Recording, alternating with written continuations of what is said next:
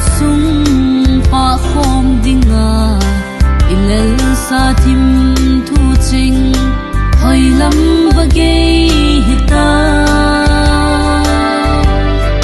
sun khun kamung so pui zan khun ka zal thei pui na wang ayin ka ka nau bang nei hung the mu nanui mele na kam dam nem mai mit san lang iti kamil diham kahin lai dam sungin in sung ki ma inen khom lai niu ka gele ron ti nei chup si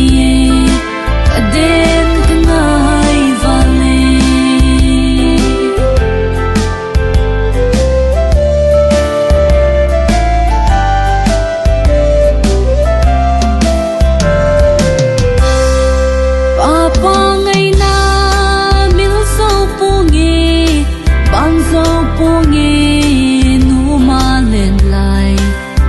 mang hi mai hen lang khang jing thâu do thei leng mit si lunga ka ka nau bang nei hung se mu tong hin do no ngai o ka lai ka bang thei pu nanui mele na kam dam nem mai mit san lang iti kamil diham kahin lai dam sungin in sung ki ma inen khom lai niu ka gele ron ti nei chup si aden kangai vale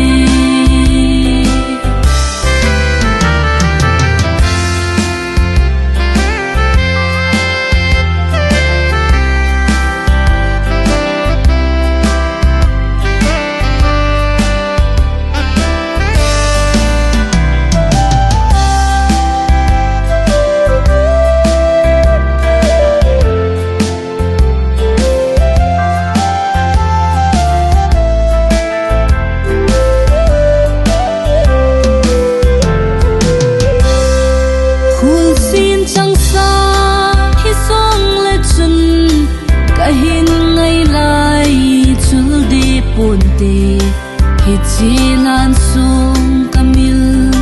monan kahin tungui sal sa namu maitan numin chol du maitan na len na van gam num munna kimu masi nanui mele na kam dam nem mai mit san lang iti